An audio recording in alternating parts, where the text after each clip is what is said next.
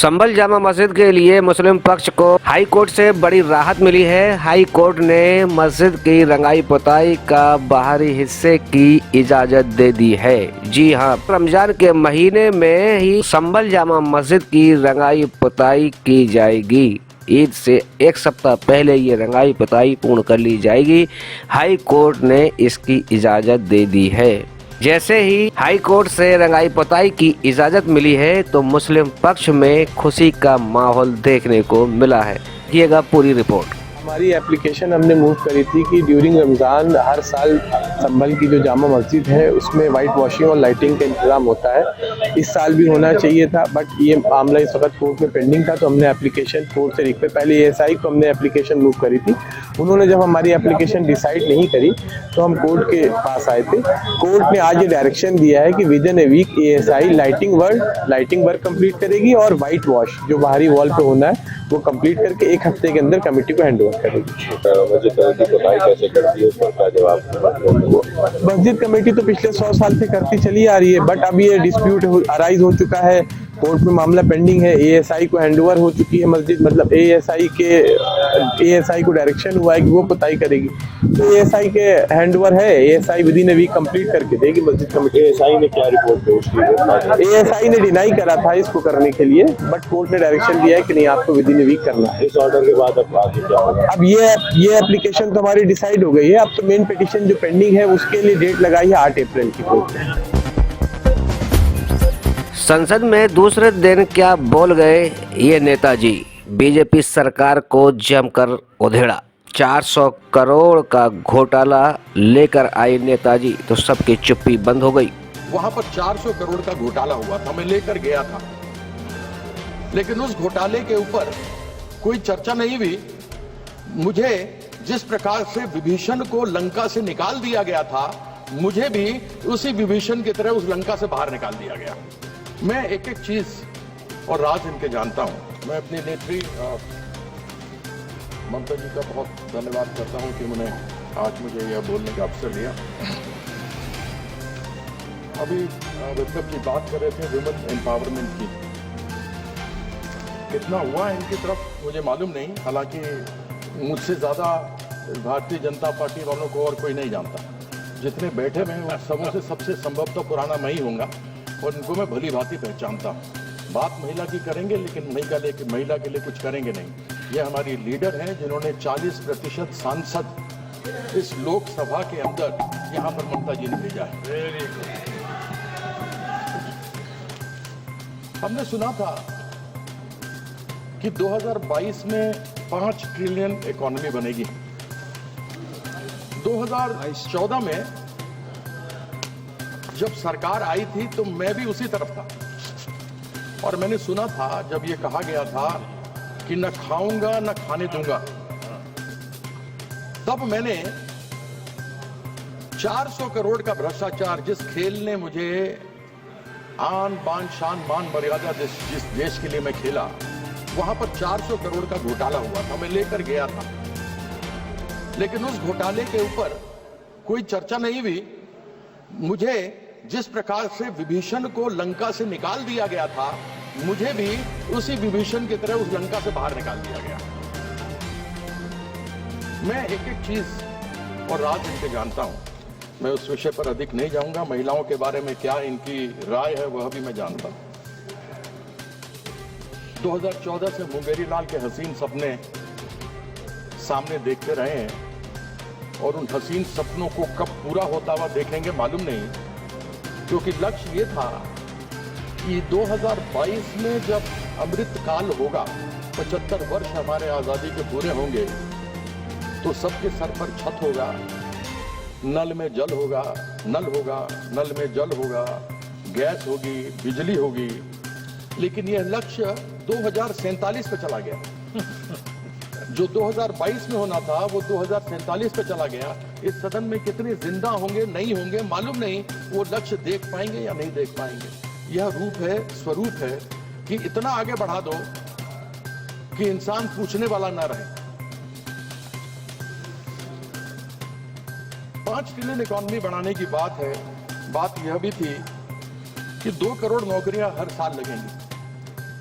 यानी मैं 11वां साल न लेके केवल 10 साल ले लूं तो 20 करोड़ नौकरियां होती, और एक परिवार में 5 व्यक्ति ले लूं तो 100 करोड़ लोगों का इज्जतदार जिंदगी जी सकते थे।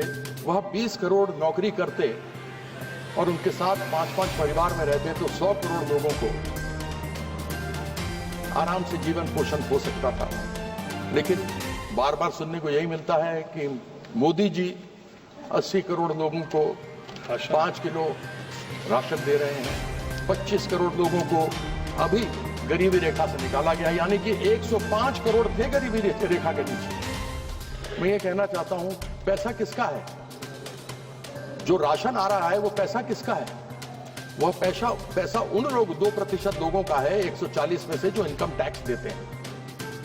कम से कम उन इनकम टैक्स वालों को तो धन्यवाद कर दीजिए कि आपके द्वारा जो कर लिया जा रहा है उसके माध्यम से 80 करोड़ लोगों को अनाज मिल रहा है। लेकिन वो नहीं करेंगे, बात करेंगे मोदी जी की। कभी भी देश में जो लोग हैं उनको कभी धन्यवाद किया जाए सो नहीं होगा।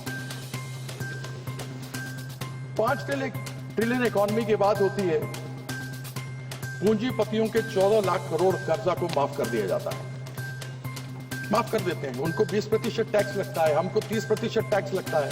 और जब हमको 30% टैक्स लगता है तो अगर 36 लाख रुपया कोई महीने में कमाता हो, उसका अगर 30% टैक्स आप पूरा साल का लगा लें तो 10 लाख रुपया उसका चला गया, यानी 3.25 महीने का टैक्स गया। उसके ऊपर जीएसटी लगा ली तो 1.5 महीने का जीएसटी भी 18% खाने पीने सब पर लगा हुआ है, वो चला गया। मतलब 5 महीने का उसकी आमदनी जो है वो टैक्स में चली जाती है। पूंजीपतियों को 14 लाख करोड़ रुपया माफ कर दिया जाता है। लेकिन यही किसान जो यहां आकर सीमाओं पर 700 लोग मारे गए, जिनकी शहादत हुई, वह जब अपनी मांग करने के लिए आते हैं तो उनसे पूछा नहीं जाता। यदि वह लोन पर ट्रैक्टर लेता है और अगर एक EMI नहीं भरता है तो बैंक वाले आकर उसके हाथ से उसका ट्रैक्टर छीन कर लेकर चले जाते हैं और वो किसान बेचारा असहाय रह जाता है और अपनी लोन की पूर्ति नहीं कर पाता। जो गरीब आदमी लोन पर मोटरसाइकिल खरीदता है और हमारे घर में आकर के लोगों के यहाँ खाना बांटता है, आप लोग मंगाते होंगे, आप लोग भी स्विगी से, जोमेटो से, ब्लिंकिट से, वह बेचारा अगर EMI नहीं दे पाता तो आप उसका मोटरसाइकिल जब्त कर लेते हैं, उसके रोजगार का जरिया खत्म, उसका परिवार फिर भूखों मरता है। यह गरीब लोगों के साथ इन लोगों की इस प्रकार की प्रथा है। 30% टैक्स, 2 करोड़ लोग, 2% यानी 2.8 करोड़ लोग, 140 करोड़ लोग में 2% लोग इनकम टैक्स देते हैं, यानी 2.8 समझिए 3 करोड़ लोग देते होंगे, 3.5 करोड़ देते होंगे, 4 करोड़ देते होंगे।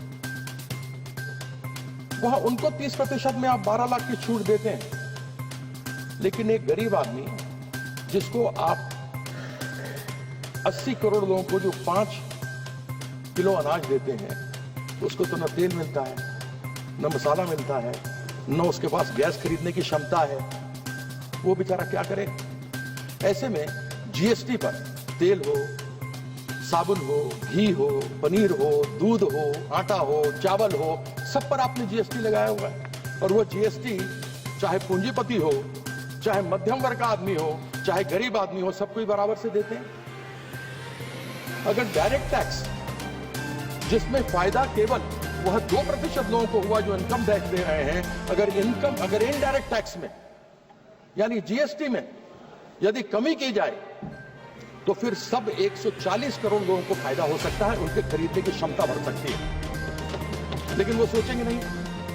मैंने एक बार पूछा था, यहां राज्य मंत्री जी बैठे हैं, इनसे मैंने कहा था कि आप क्या करते हैं, जीएसटी में कमी क्यों नहीं लेकर के आते हैं? तो मुझसे खड़े होकर इन्होंने जवाब दिया कि पश्चिम बंगाल का भी नाम जीएसटी में है। सर मैंने कहा यहाँ बैठे हुए उनको दिखाया, हुजूर आपके बिना मैं कहीं जा ही नहीं सकता। आपके बिना कहां जाएंगे मालिक?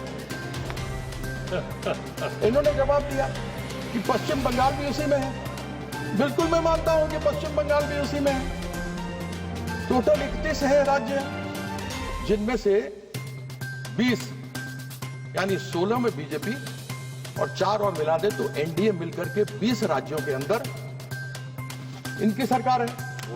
11 राज्य वो गैर भारतीय जनता पार्टी के हैं, टोटल हो गए 31।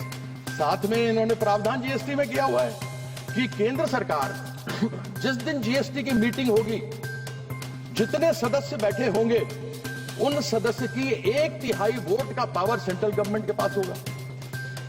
यानी अगर मान लीजिए 31 का फुल हाउस हो, उसमें से 1/3 इनको हो तो 10 हो गया, 21 और 10 31 हो गया, 11 इधर हैं। तो फिर जब आपके हाथ में इतनी ताकत है, आप जीएसटी काउंसिल की बात करते हैं,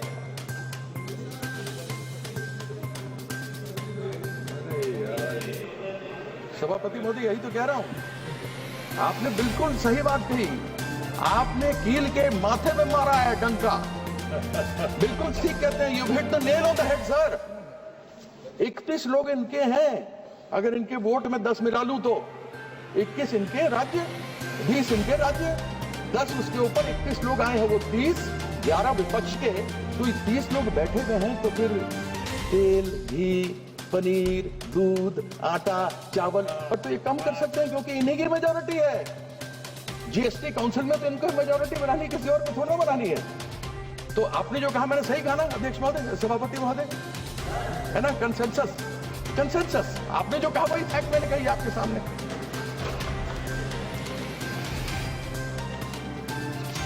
एक बार हमने सुना प्याज की बात, हमने सुना कि माननीय वित्त मंत्री महोदया ने कहा कि उनसे पूछा गया कि प्याज के दाम बहुत बढ़ गए हैं। उन्होंने कहा मैं प्याज खाती नहीं इसलिए मुझे दाम मालूम नहीं। सभापति महोदय, पेट्रोल और डीजल तो हम लोग भी नहीं खाते लेकिन दाम तो मालूम है। Petrol diesel, yes, no we don't eat petrol diesel like she doesn't eat onions, but yet we know the price. Price तो हमको मालूम है साहब कि पेट्रोल डीजल के दाम क्या है। और सेंट्रल गवर्नमेंट ने पेट्रोल डीजल के अंदर पेट्रोल में 19.9 प्रति लीटर का एक्साइज लगाया हुआ है, डीजल में 5.8 रुपए प्रति लीटर का इन्होंने एक्साइज लगाया हुआ। ये बढ़ाया है इन दिनों। जिस समय स्वर्गीय मनमोहन सिंह जी हमारे प्रधानमंत्री थे, उस समय कच्चे तेल की कीमत $112 प्रति बैरल थी। तब उस समय दिल्ली की बात करता हूं, 65 रुपए प्रति लीटर पेट्रोल था। जिस समय माननीय नरेंद्र मोदी जी यहां पर प्रधानमंत्री बनकर के आए, उस समय कच्चे तेल के बैरल की कीमत $60 प्रति बैरल थी।